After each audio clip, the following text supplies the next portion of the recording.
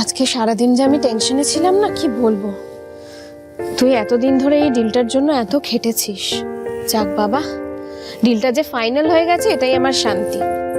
আমি জানি তুই এবার যথেষ্ট পরিশ্রম করে এটাকে অনেক বড় করবি। এনে প্রসাদটা মুখে দে তো ভাই। দিদি তুমি তো জানো আমি ভগবানে বিশ্বাস করি না। আচ্ছা আমি দিচ্ছি, তাও খাবি না? আচ্ছা বেশ, তুমি আমায় দিচ্ছ বলে আমি খাচ্ছি। আমি তোমার বিশ্বাসটাকে সম্মান করি।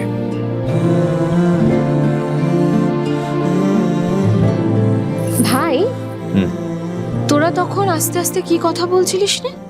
না পিহু তো বললো ওর মাসি মেশোর জন্য মন খারাপ করছে, ও বৃষ্টি বাড়ি যেতে চায়, তারপরে গেল না।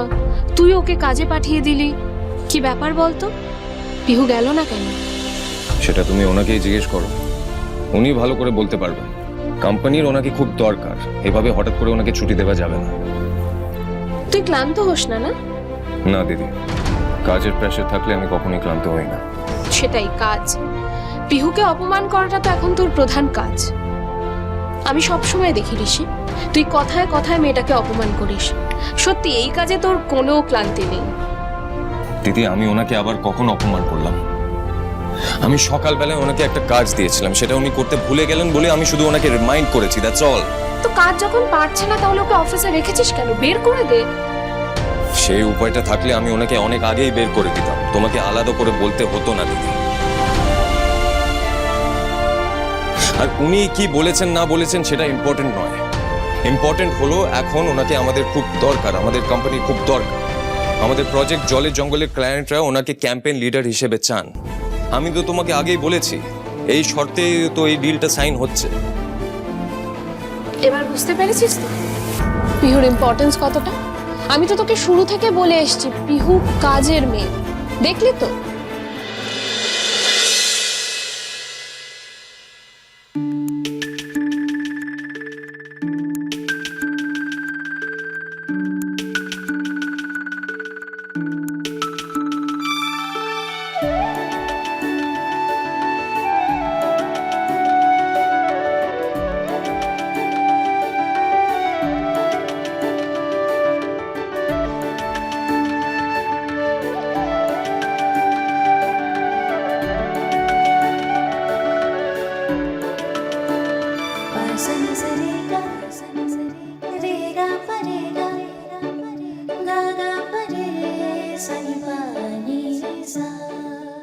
দেখ ভাই, আমি জানি পিহু তোর কোম্পানিতে চাকরি করে বলে তুই পিহুকেও তোর মতো discipline, punctual, hard working, serious করে তুলতে চাস। এটা তোর কোম্পানির জন্য ভীষণ ইম্পর্টেন্ট, আমার তাতে কোনো আপত্তি নেই। কিন্তু ভাই, পিহুর ভেতরের মানুষটা খুব সুন্দর, তাকে কোনোদিনও আঘাত করিস না।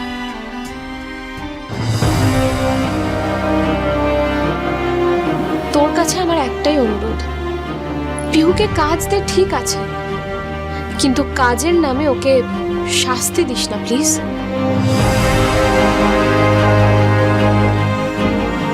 দিদি আমি এমনি এমনি ওনার উপরে রেগে যাই না, ওনার ব্যবহারের জন্য আমি রেগে যাই।